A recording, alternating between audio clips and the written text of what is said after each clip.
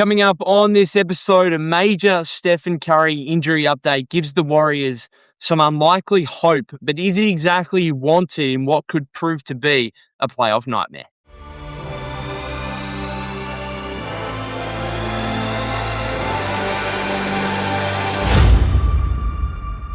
Welcome back to the Golden State with Mates podcast. On this Tuesday, as the Warriors prepare to host the San Antonio Spurs on Wednesday, and then the Cleveland Cavaliers as well on the second night of a back-to-back. Major update today on Stephen Curry and his runner's knee issue that's seen him miss, what are we up to, like over 25 games now after he hobbled off the floor against the Detroit Pistons on, January 30, and we thought, oh yeah, this might be a minor issue. Maybe it's only a few games. Then he's ruled out until after the All-Star break. We think, oh, he'll be back after the All-Star break. And now here we are with just 7 games left in the regular season, wondering if Stephen Curry will return. Well, the major reports today with the Warriors announcing that Stephen Curry went through practice with the team on Tuesday and that he was going, or has scrimmaged, by the time you're listening or watching this, has scrimmaged 5-on-5 with younger players and the coaching staff as well on Tuesday US time. So a big update there, and suggesting that Stephen Curry is closing in on a return, obviously out for tomorrow's game against the Spurs, unlikely to play on Thursday against the Cavaliers, but we could see him at the end of the week, and potentially gives him a 4-game runway or somewhere around that to get back into the groove here ahead of the play-in tournament, where the Warriors are currently stapled to the 10th seed, about a game and a half back from the Portland Trailblazers in 9th. And of course, it's unlikely. I think we're putting to bed the idea of the Warriors finishing as the 8th seed and potentially getting a double chance in the play-in tournament. But what does this latest update on Stephen Curry mean for the Warriors? Well, it does give them some unlikely hope, I think, of actually securing a playoff spot. Obviously, coming into the play-in tournament as the 10th seed, it's going to be incredibly difficult, but it's Stephen Curry, right? And yes, sure, he hasn't played for 25 games or so, but he is still one of the greatest players in basketball. He's still capable of being the best player on the floor in any given game, regardless of who the opposition is. We've already seen that multiple times this season. Go back to the home opener, right back in October. Was it? Yes, October, sorry. It might have been the first day. It might have been the first day of November. Whatever it was, Nikola Jokic and the Nuggets came into Chase Center, and Stephen Curry got the job done in the fourth quarter and overtime in what was one of the most thrilling victories of the Warriors season. Talking of thrilling wins, a couple of back-to-back ones in San Antonio against Victor Wembanyama and the Spurs, where Steph went for a combined 95 points. This dude is still capable of being the best player on the floor in any given game. And if you look at the matchups in the play-in tournament, you've got an obviously likely matchup against the Portland Trailblazers. Denny Avdija is their best player. Like, could Steph outgun Denny Avdija and the Portland Trailblazers? You bet he can. Like, he absolutely can. If he can get a runway here of 3 or 4 games and look somewhere near the prime Steph Curry that we know, then that could, now I'm not expecting him to necessarily be that, but I mean, there is a clear gap between him and Denny Avdija when it comes to impact on basketball games, right? So could the Warriors, with their experience, go into Portland and beat the Trailblazers? Yeah, absolutely. Could they get blown out? Yeah, sure. I kind of get some feelings of like the 2023 play-in tournament, where the Warriors go into Sacramento and you think, well, having beaten them in a 7-game playoff series before, having won a Game 7 in Sacramento with the increased playoff experience, I was thinking the Warriors might be able to win that game, and then they get blown out and the season comes to a very, very underwhelming end there. And that could potentially happen in Portland. But I'm saying with Steph Curry, the Warriors have a chance, right? And yes, no Jimmy Butler. Yes, no Moses Moody. That's your 2 starting wing guys. That's obviously a major problem and a major detriment to the team. But you know what? The kind of, as we shorten a rotation to 8 or whatever for the play-in tournament, there's like the 8-man group isn't terrible, I don't think. Like Steph, Melton or Pods at the 2, Gee, Dre, Porzingis, and then one of Melton or Pods coming off the bench, GP2, Horford. Like, that would be kind of your 8-man rotation for a do-or-die playing game. And you know what? again, I don't love that group. It's obviously missing Jimmy and Moses, but I don't hate it. Like, that is a capable team that can go in and beat the Portland Trailblazers, right?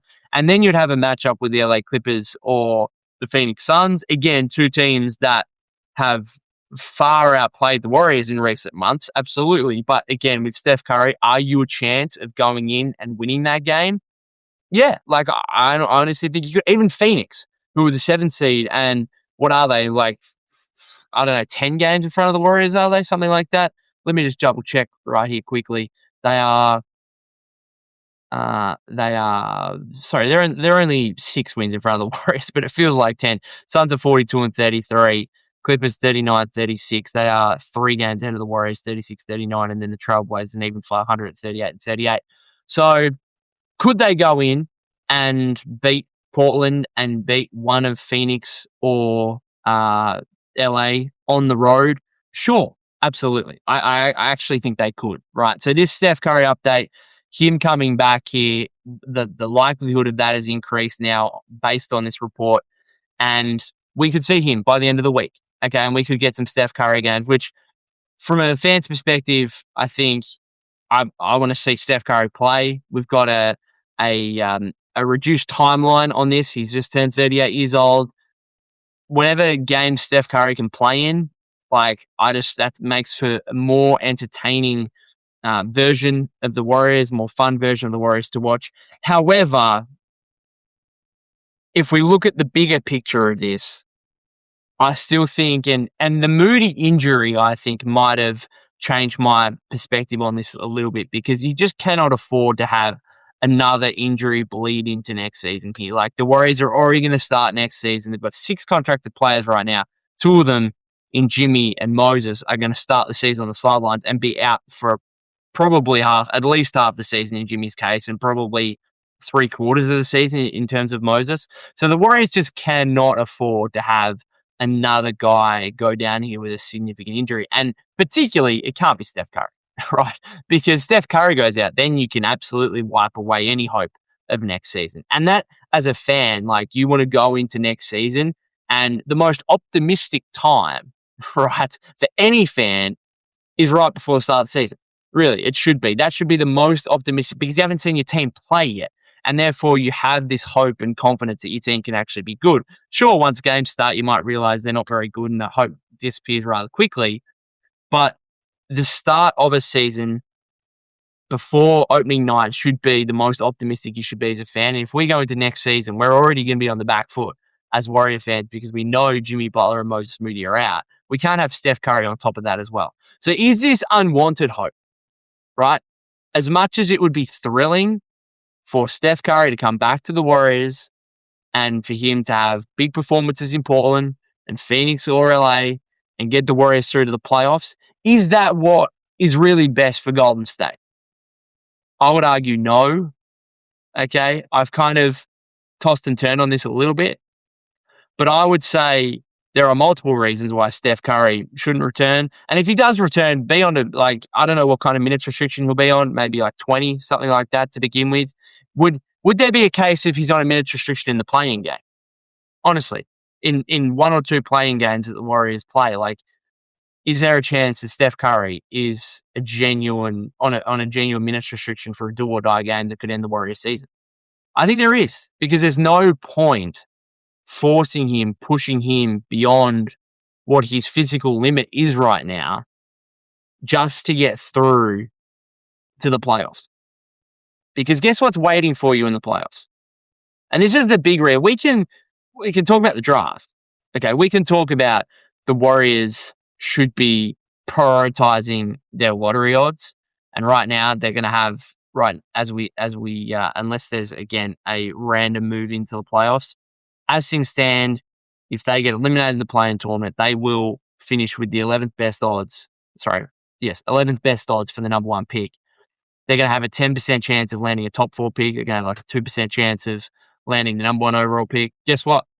Dallas Mavericks had the 11th best odds going into the lottery last season, and they end up with the number 1 overall pick in Cooper Flag.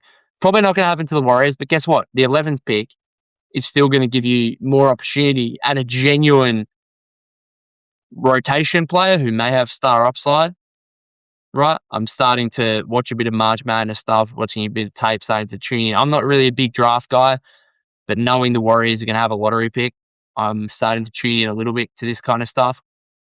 Watched the Duke game the other day, which was an absolutely ridiculous ending between Duke and UConn.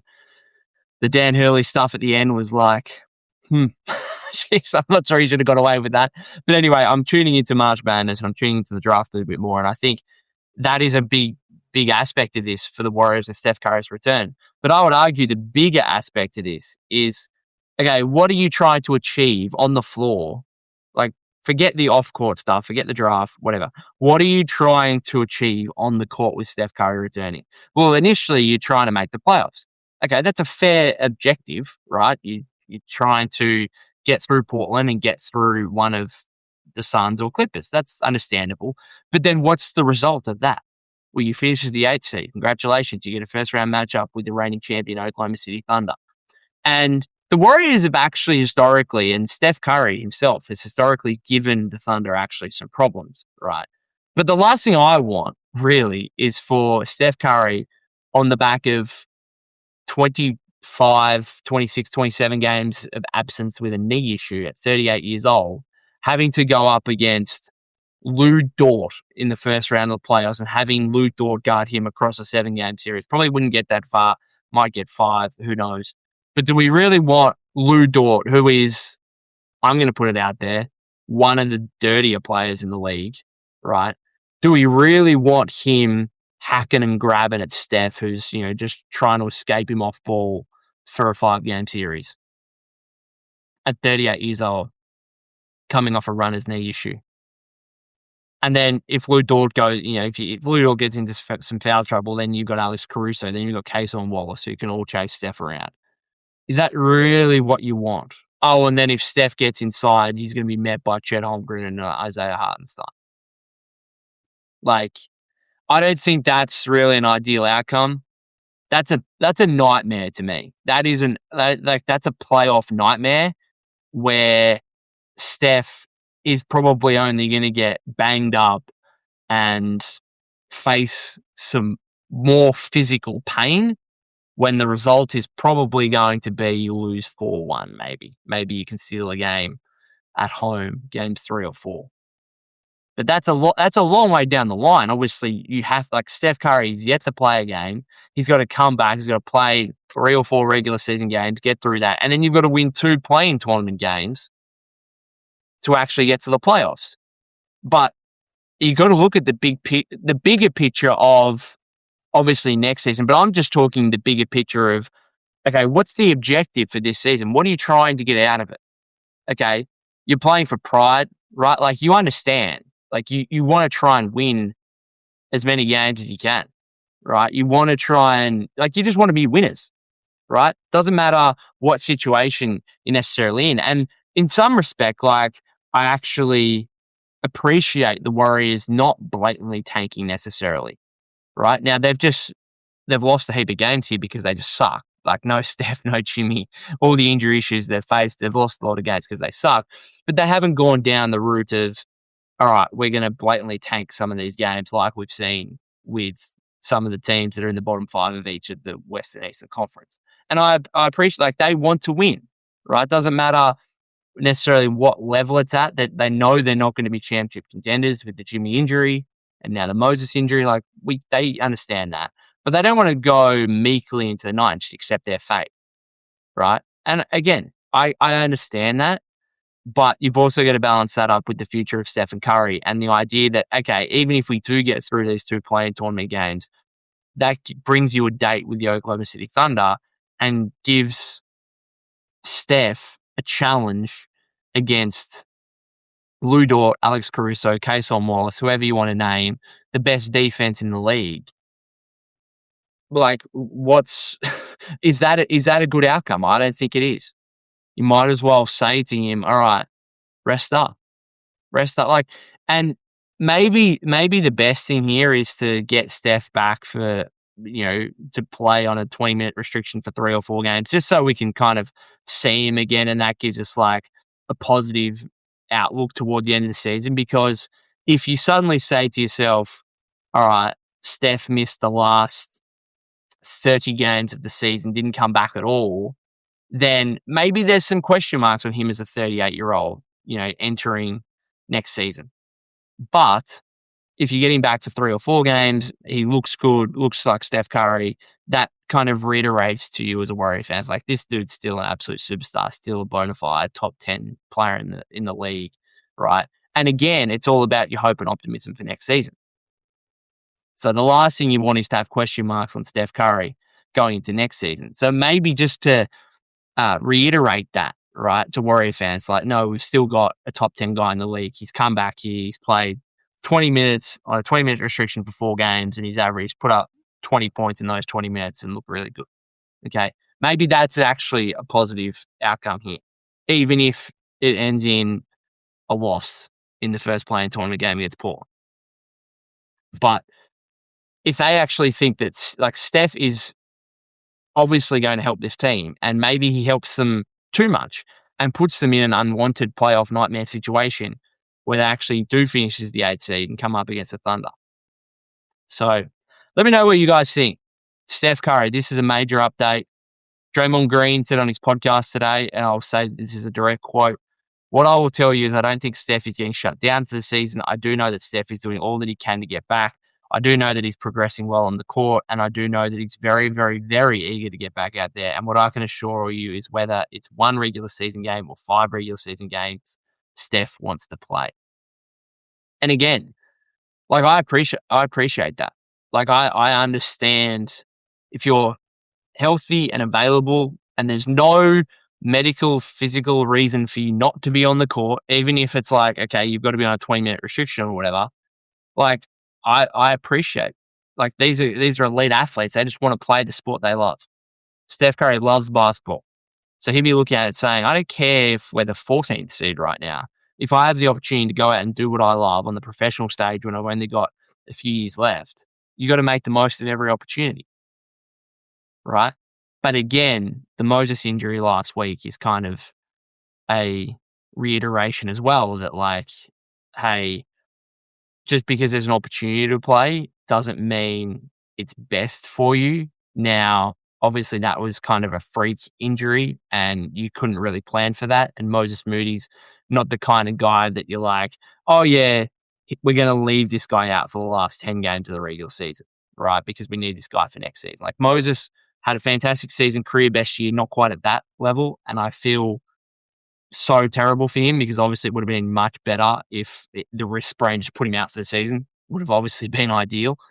But Steph Curry is Steph Curry at the end of the day, the greatest player in franchise history, the guy that we still pin all our hopes and confidence in. And if he were to go down, then that's a problem, obviously. And we're, again, already on the back foot going into next season with optimism and hope already slashed to some degree by the Jimmy and Moses injuries. So it's going to be fascinating to see. In the short term, the Warriors back in action on Wednesday against the Spurs. Not expecting too much in terms of a good result, obviously, with Steph still out, Horford still out, shorthanded rotation. They actually fared pretty well last time San Antonio came in to Chase Center only a couple of weeks ago, wasn't it? I think they actually put gave a pretty good account of themselves, and then kind of got blown away in the second half, which has kind of been the story for many of these games, and was again the case the other day on, was it Sunday? So it is what it is at this point. The Warriors are shorthanded, and we'll wait and see if Steph Curry comes back. But this update certainly gives some unlikely hope, potentially unwanted hope, of the Warriors actually getting through the play-in tournament and then earning themselves a date against the Thunder. Thanks again, guys. If you haven't subscribed to the YouTube channel already, that would be greatly appreciated. You can follow me at POK252.